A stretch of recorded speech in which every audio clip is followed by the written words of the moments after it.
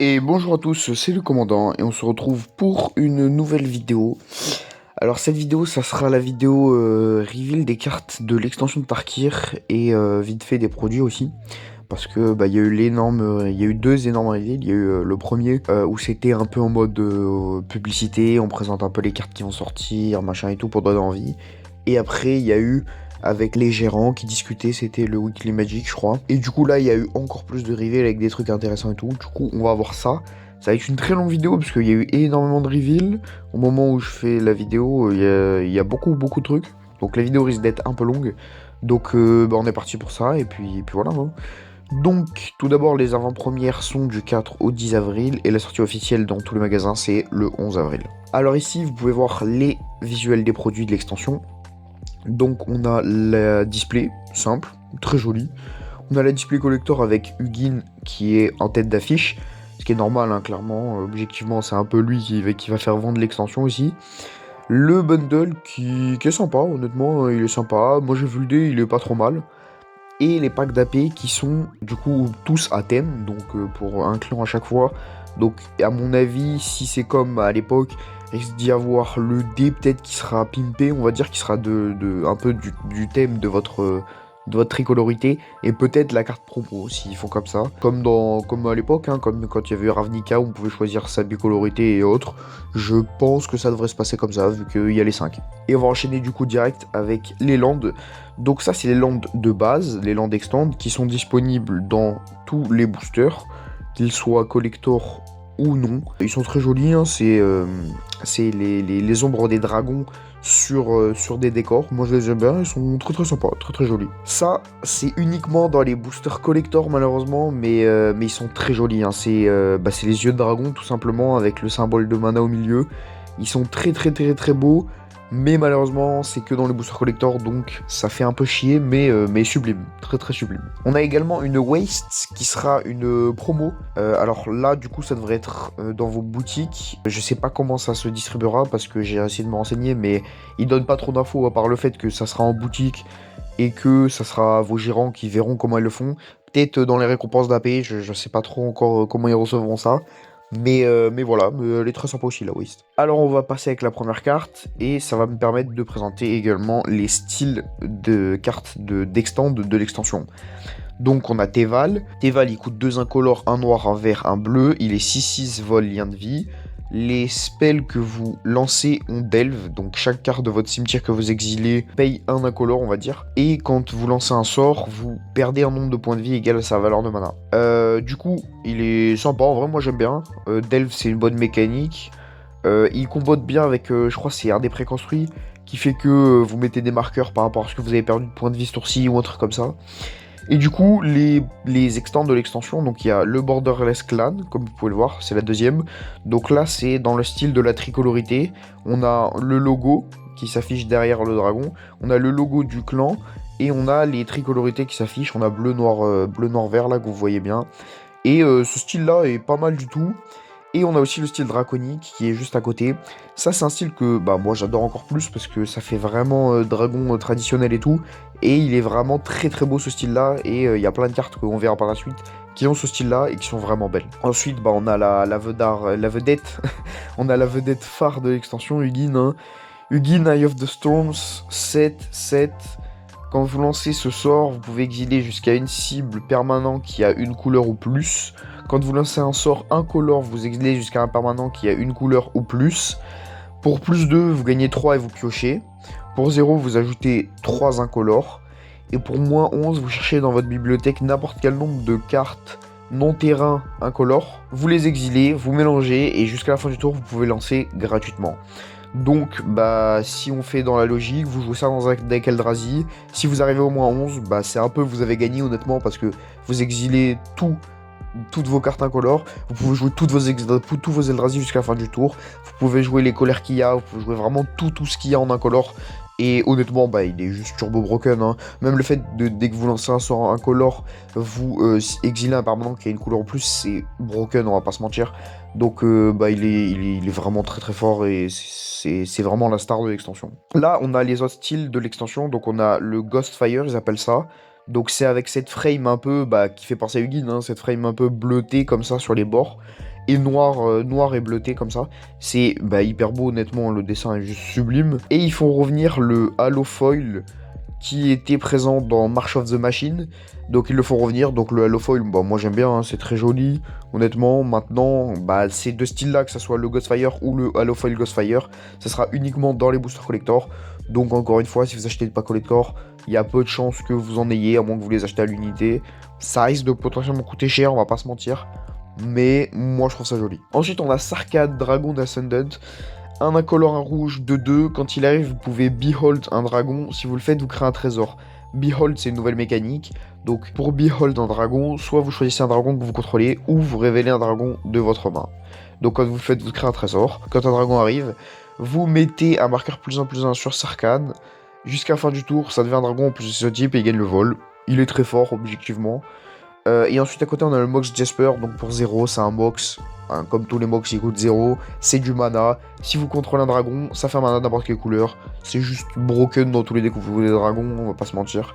Il risque de potentiellement coûter peut-être un peu, je sais pas, on verra. Mais il est super fort, honnêtement. Ensuite, là, on a le style draconique de Sarkhan. Donc, toujours avec la frame que j'ai montré tout à l'heure. Vraiment, c'est vraiment dessiné à la main, vraiment traditionnel. J'aime bien. Hein. Moi, j'adore même. C'est très très joli. Ensuite, on a Narzet Jeskai Waymaster. Un bleu, un rouge, un blanc, 3-4. Au début de votre étape de fin, vous pouvez discarder votre main. Si vous le faites, vous piochez un nombre de cartes égal au nombre de spells que vous avez lancé sourcils.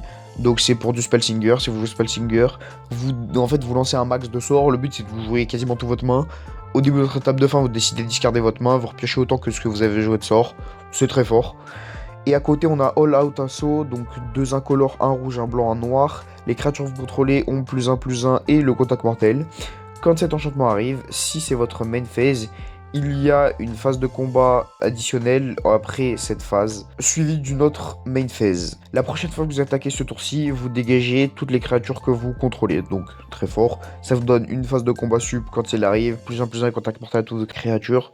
C'est très fort. Ensuite, on a un très gros reprint, le reprint de Craterhoof Behemoth. Vous connaissez sûrement déjà un 5, 3 verts, 5/5 Ace. Quand il arrive, les créatures que vous contrôlez gagnent Trample et +X+X. X est le nombre de créatures que vous contrôlez. C'est très fort. Rien à dire là-dessus. Excellent reprint. Avec le style Borderless Clan à côté, qui est vraiment sympa aussi. Donc voilà, très bon reprint. Ensuite, on a Elspeth Stormslayer. 3 incolores, 2 blancs, 5. Si un token ou plus devait être créé sous votre contrôle, vous créez le double de ce nombre de tokens. Donc c'est hyper fort, hein. C'est l'équivalent des enchants comme Doubling Season et autres qui existent déjà. C'est turbo broken sur un Planeswalker. Après, faut peut-être la faire survivre, je sais pas. Mais si vous jouez un deck token, logiquement, vous devriez avoir énormément de blocs. Donc du coup, je pense que ça devrait aller. +1, vous créez un soldat à 1. 0, vous mettez un marqueur +1/+1 sur chaque créature que vous contrôlez. Elle gagne le vol jusqu'à la fin du tour. Donc le 0 est vraiment hyper fort déjà de base. Et pour -3, vous détruisez une créature qu'un adversaire contrôle avec une valeur de mana de 3 ou plus. Très fort aussi. De toute façon, juste même sans les effets du Planeswalker, juste pour la première ligne, elle est déjà rentable, je trouve. Donc honnêtement, voilà. Et à côté, on a l'extend qui est très très belle. Ensuite, du coup, là, on a les styles Ghostfire des cartes qu'on a juste avant. Donc Narzet, Elspeth et Sarkhan.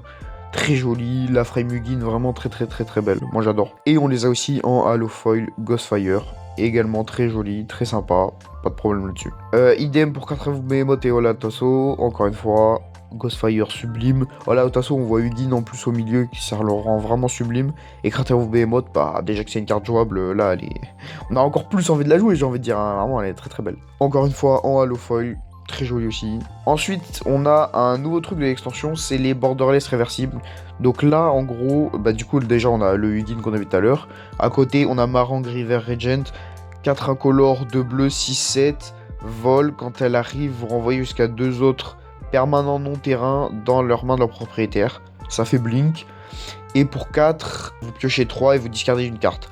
Alors, il y a Instant Omen. C'est pas comme Instant Aventure, c'est pas pareil. En gros, Omen, quand vous le jouez, donc si vous décidez de jouer l'instant, une fois que vous l'avez joué, vous remélangez dans votre deck la carte. Donc, je pense que logiquement, vous pouvez juste le spam si vous faites juste l'instant. Et si vous jouez la créature, après elle me renvoie au cimetière, c'est basique. Et donc, le but de ce style-là, c'est qu'en fait, là, vous les voyez en adulte. Et de l'autre côté, quand vous les retournez, ils marquent ça en bébé ou en cute. Et du coup, bah, c'est du coup littéralement quand ils sont petits, on va dire. C'est sympa. Maintenant, ça va prendre de la place dans l'extension, donc bon, c'est soit vous aimez pas. Je suis pas fan du concept parce qu'il y avait déjà un peu le Secret Lair Cute and Brute qui faisait ça. Mais bon, ouais, ça reste toujours du bonus, c'est toujours sympa. Ensuite, là, je les ai mis, alors ils sont pas incroyables, mais c'est juste pour montrer qu'il y a un nouveau type de artefact dans cette extension. Donc c'est par tricolorité, ça coûte 2. Quand il arrive, vous cherchez un des 3 terrains de base de la tricolorité.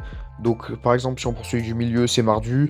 Donc vous allez chercher soit une plaine, soit une montagne, soit un marais. Et du coup, pour des manas de la tricolorité, donc ça peut être un mana incolore et 3, ou 2 manas incolores et 3, ou 3 manas incolores et 3. Vous l'engagez, le sacrifiez, et ça fait des effets à chaque fois. Vous pouvez mettre pause pour les lire. Ça fait tuto un land quand ça arrive. Maintenant, vous le mettez dans votre main, donc c'est pas forcément le mieux. Mais ça peut être correct à jouer si vous jouez low budget ou même suivant le deck que vous jouez, potentiellement pourquoi pas le jouer. Ensuite, on a un Taigam Master Opportuniste, un incolore, un bleu, de 2. Quand vous lancez votre second sort à chaque tour, vous le copiez. Ensuite, vous l'exilez avec 4 compteurs time sur lui. S'il a pas suspend, il a carte suspend. Donc dans 4 tours, il revient, vous pouvez le relancer. C'est juste broken, on va pas se mentir, dans tous les decks Spellsinger, ça va être joué, je pense, honnêtement, c'est juste trop fort le fait que le second soir vous le copiez et qu'en plus il revient avec 4 time counter, c'est très très fort. Et à côté, on a la version Borderless Clan qui est très jolie aussi. Ensuite, alors ça c'est juste pour vous montrer que là, par exemple, c'est une unco aléatoire, hein. Un blanc, un noir, un vert, 3-4 piétinement. Quand il arrive, chaque adversaire par 2, vous gagnez 2. C'est une unco basique, rien de spécial. Par contre, même des incos basiques peuvent bénéficier de la version Ghost Frame et le Halo Foil Ghost Frame aussi. Donc, ça fait peur parce que si... Enfin, moi, surtout, j'ai peur sur le fait que si jamais vous achetez des boosters collector, vous droppez ça, le prix risque de pas être le même que un Sarkhan en Ghost Frame, qu'une Elspeth en Ghost Frame ou qu'un Ugin en Ghost Frame. Donc, c'est un peu la douille, ça, par contre, là-dessus, mettre des incos dans cette frame-là. Maintenant, si elle est jouée, s'il y a des bonnes uncos qui ont cette frame-là, pourquoi pas. Là, c'est un peu aléatoire, donc bon, voilà, sans plus. Ensuite, en nation, Orage Écaille. Donc, il est 4 de rouge, 4-4, vol, les autres dragons que vous contrôlez gagnent +1/+1, et il a déluge. Donc, vous le copiez pour chaque sort que vous avez lancé avant lui. Très fort. Soit vous jouez par exemple mono rouge, vous avez beaucoup de mana, vous jouez plusieurs trucs avant, après vous jouez ça, vous le copiez à balle. Vous jouez Spellsinger, vous le mettez dans le deck, vous le copiez à balle, ça peut être très fort. À côté, il y a le style draconique que j'adore aussi, très très joli. Bonne carte. Là, on a l'enchantement phare de cette extension, Dracogenesis, 6 de rouge. Vous pouvez lancer tous les dragons de votre main gratuitement. Voilà, c'est broken as fuck, hein, on va pas se mentir. Que vous jouiez soit mono rouge, soit bicolore, soit tricolore, soit quadricolore, soit même quintucolore. Tous les decks où vous jouez beaucoup de dragons, si vous le jouez dedans, il n'y a pas de débat, c'est juste trop fort. Et avec encore une fois le style draconique à côté qui est vraiment très très très très très joli. Là on l'a en Ghost Frame et en Halo Foil Ghost Frame également, très sublime aussi. De toute façon l'enchantement est broken, donc il y a des chances que si vous jouez dragon vous le jouiez. Maintenant on a 3 cartes, enfin 2 cartes. On a Sourire devant la mort, 3 incolores de blanc. Au début de votre entretien vous renvoyez jusqu'à 2 cartes de créatures de force inférieure ou égale à 2 ciblées depuis votre cimetière sur le champ de bataille. Vous mettez un marqueur +1/+1 sur chacune d'elles. Donc le but c'est que vous rameniez vos petites créatures, par exemple dans un deck token ou quoi, qui jouent des petites créatures qui boostent, vous les renvoyez en jeu, ils ont des marqueurs sur eux, c'est très fort. Et ensuite on a Siège de la steppe érodée, 2 incolores, un blanc, un noir. Au moment où il arrive, vous choisissez Abzan ou Mardu. Donc ça c'est comme les enchantements qui étaient sortis dans les premières versions de Tarkir, avec par exemple l'enchantement là pour les dragons où vous choisissiez soit Karn soit Tarkir et ça faisait un défait suivant les deux. Donc bah là c'est la même chose, hein, ils reprennent le même principe. Du coup si c'est Abzan, au début de votre étape de fin vous mettez un marqueur +1/+1 sur toutes vos créatures. Et si c'est Mardu, au début de votre étape de fin, si une créature est morte sous votre contrôle sur tour 6, chaque adversaire sacrifie une créature de ton choix. Donc soit ça fait sacrifier, soit ça met des bouts sur vos créatures. L'enchantement est fort. Il y a la version extend juste à côté. La version extend est sympa, moi j'aime bien. Donc c'est un bon enchantement aussi. Ensuite, on a les dragons principaux de l'extension. Donc il n'y a que les 4 parce que le premier on l'a vu au tout début. Donc Ureni, il est 5, un vert, un bleu, un rouge, 10-10, vol, protection contre le noir et le blanc. Ça rappelle un peu Animar pour ceux qui connaissent la carte, qui a pareil à protection. Maintenant, Ureni, quand il arrive, il inflige X blessures divisées à votre choix parmi n'importe quel nombre de créatures et ou de planeswalkers que vos adversaires contrôlent. X étant le nombre de landes que tu contrôles. Donc si vous jouez un deck, en fait il suffit juste que vous jouiez un deck landfall. Par exemple vous avez 15 landes quand il arrive, il met 15 répartis comme vous le voulez entre tous les créatures et tous les Planeswalkers du board. C'est très fort. Ensuite on a Betor, il est 2 incolores, un blanc, un noir, un vert, 5-7 vol. Au début de votre étape de fin, si les créatures que vous contrôlez ont 10 d'endurance ou plus, vous piochez une carte. Ensuite, si les créatures que vous contrôlez ont 20 d'endurance ou plus, vous dégagez toutes les créatures que vous contrôlez. Ensuite, si les créatures que vous contrôlez ont 40 d'endurance ou plus, chaque adversaire perd la moitié de leur point de vie arrondi à l'unité supérieure. Donc ça, dans des decks qui jouent soit des decks mûrs, soit des decks qui jouent beaucoup de créatures qui jouent avec l'endurance, par exemple Doran, bah en fait c'est juste broken as fuck, hein, honnêtement on va pas se mentir. Donc le dragon est très très fort. Ensuite on a Chico, Paragon of the Way, il est 2 incolores, un bleu, un rouge, un blanc, 4-5 vol vigilance. Quand il arrive vous exilez une carte non terrain avec une valeur de mana de 3 ou moins depuis votre cimetière, vous la copiez, vous pouvez lancer la copie gratuitement, c'est sympa. Dans un deck Spellsinger par exemple avec la Narzette qu'on a vu tout à l'heure, très fort, il se jouera bien.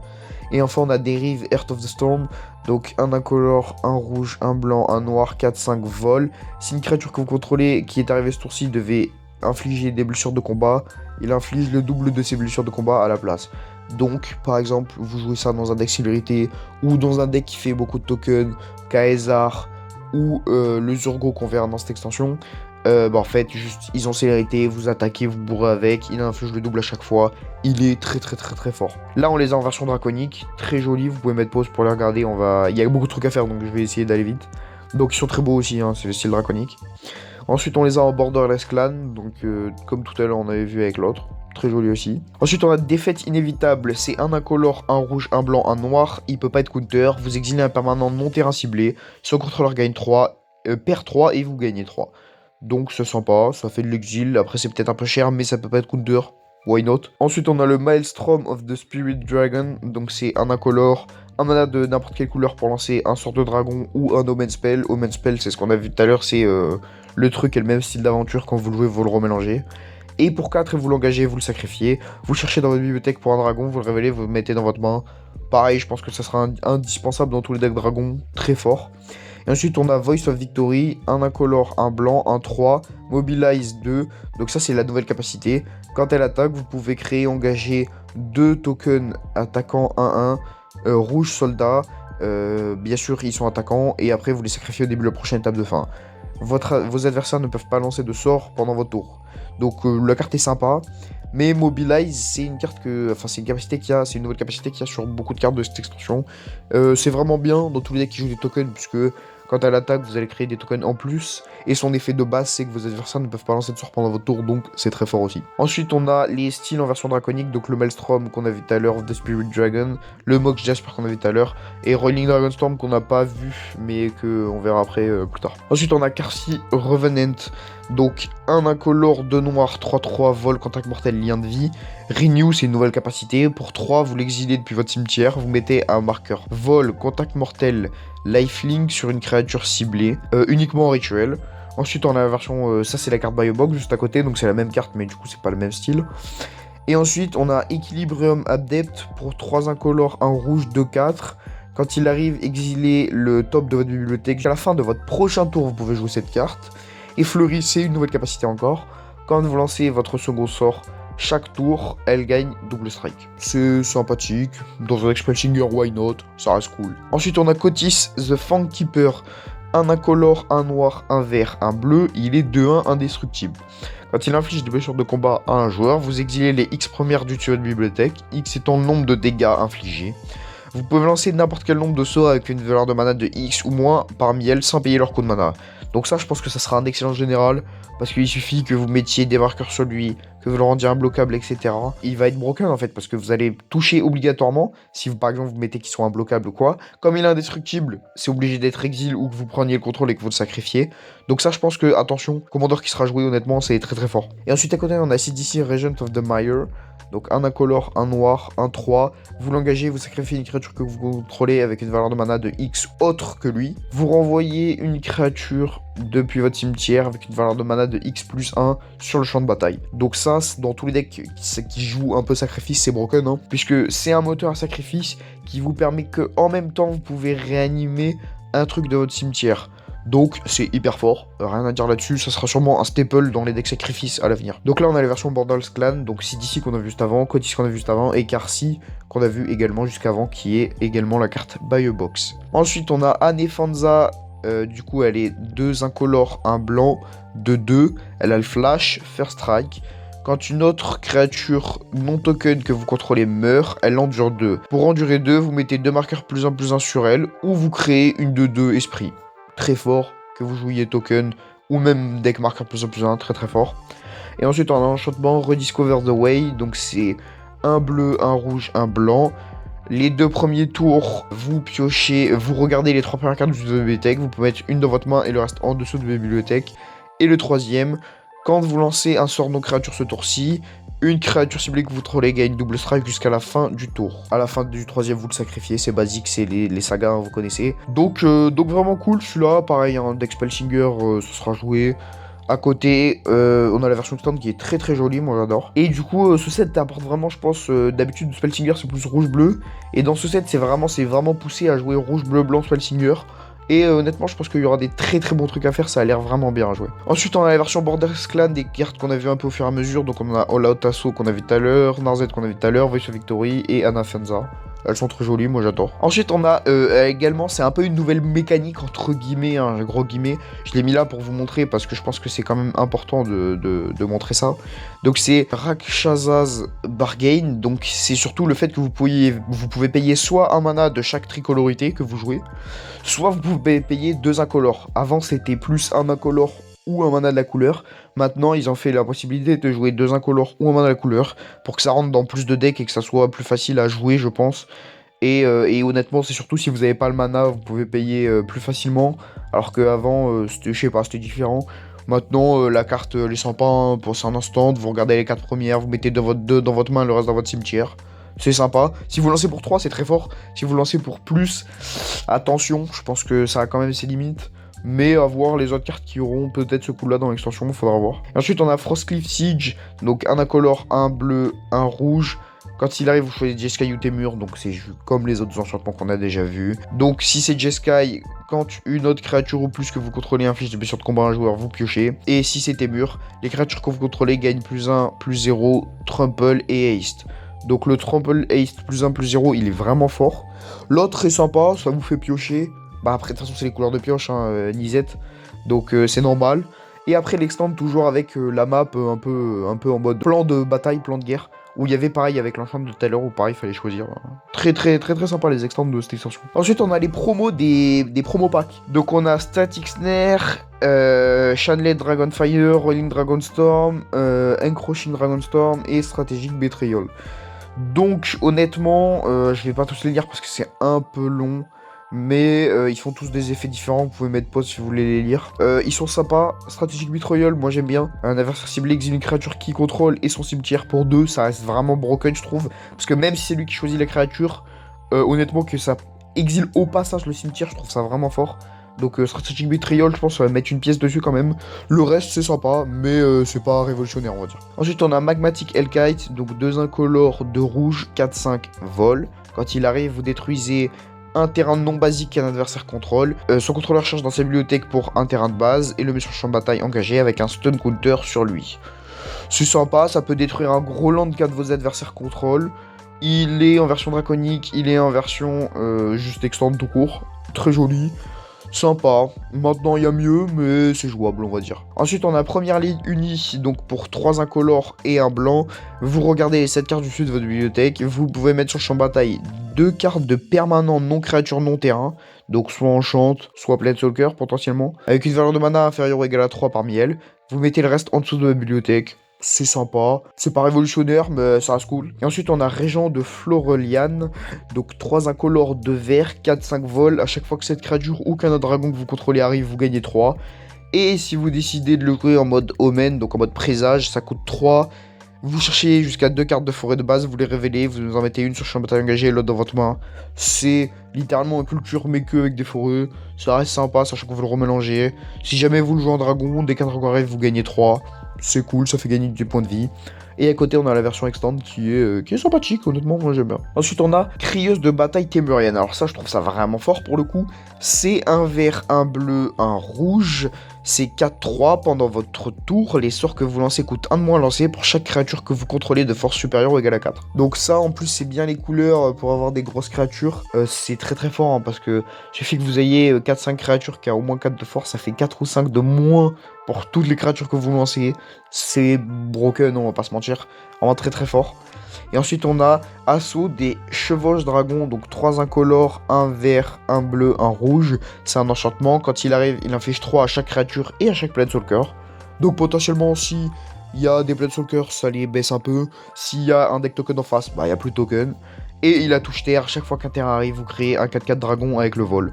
L'enchantement est très fort, donc il y a la version Borderlands Clan au milieu et la version de base à droite. L'enchantement est très fort, honnêtement, très gros potentiel, vraiment pas mal du tout. Ensuite, on a Severance Priest, donc c'est un blanc, un noir, un vert, 3-3 contact mortel. Quand cette créature arrive, un adversaire ciblé révèle sa main, vous pouvez choisir une carte non terrain parmi elles. Quand vous le faites, vous exilez cette carte. Quand cette créature quitte le champ de bataille, créez une XX Spirit Dragon, X étant la valeur de mana de la carte exilée. Donc, en gros, quand vous regardez sa main, soit vous exilez un truc turbo broken, par contre il créera une XX quand lui il s'en va égal à la valeur de mana, soit vous exilez juste, s'il n'y a pas de truc vraiment hyper fort, soit vous exilez un truc bas qui peut être toujours jouable, en fait toujours exiler une carte qui est menaçante à vos yeux, hein, clairement, mais c'est correct, après il fait une XX, c'est pas trop dérangeant je trouve, pour en termes de contrepartie.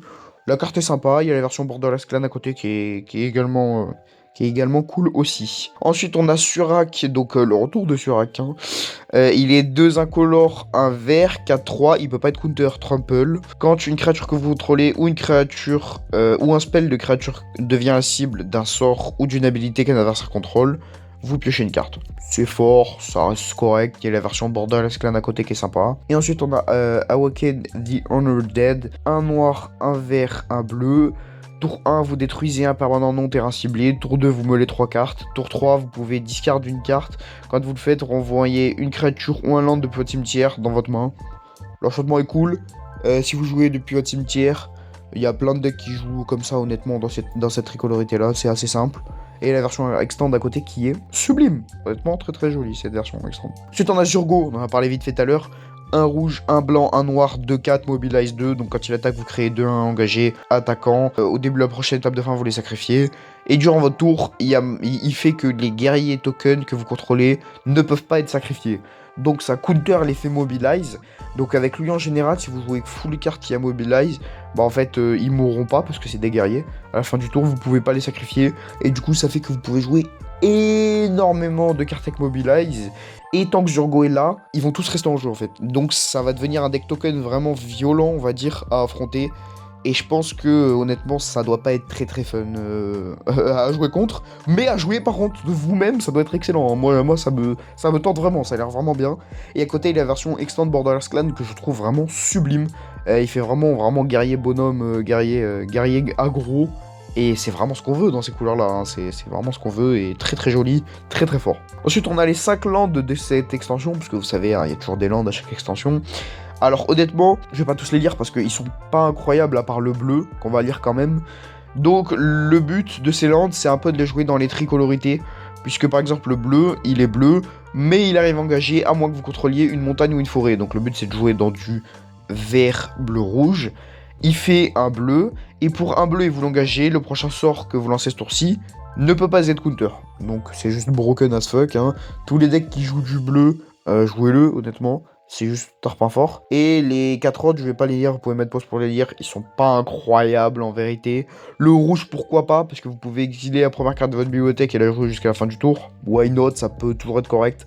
Mais franchement, le bleu, c'est surtout le bleu qui est vraiment incroyable, honnêtement le bleu est vraiment hyper fort. Ensuite on a Eshki Griffe Dragon, un incolore, un vert, un bleu, un rouge, 4-4 vigilance piétinement parade 1. Au début du combat pendant votre tour, si vous avez lancé à la fois un sort de créature et un sort non créature ce tour-ci, vous piochez une carte, vous mettez 2 marqueurs +1/+1 sur elle. très fort. Dans la plupart des decks, vous pouvez potentiellement jouer et une créature et un sort non créature. Honnêtement, la carte est très bonne. Il y a la version clan à côté qui est vraiment très très jolie aussi.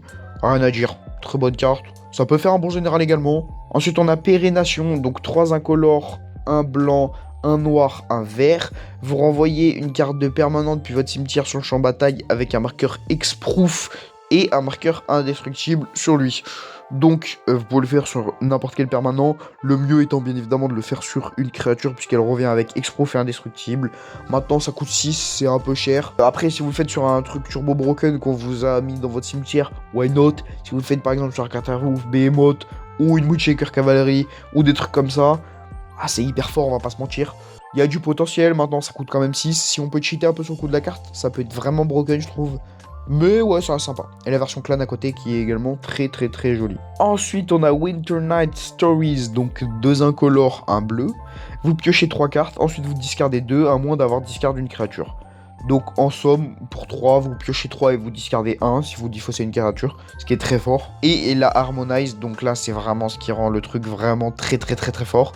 C'est que vous pouvez la lancer depuis votre cimetière en engageant les créatures que vous contrôlez pour payer X, donc X étant la force. Et du coup ça va réduire de X. Donc si vous avez une créature de force de 4, en gros vous engagez une créature à 4 de force. Il coûte 1 à jouer depuis votre cimetière et pour 1, bah là ça devient vraiment abusé, ça devient vraiment trop trop trop fort. Et il y a la version clan à côté. Et on a l'enchantement noir qui est vraiment très cool aussi, j'aime bien.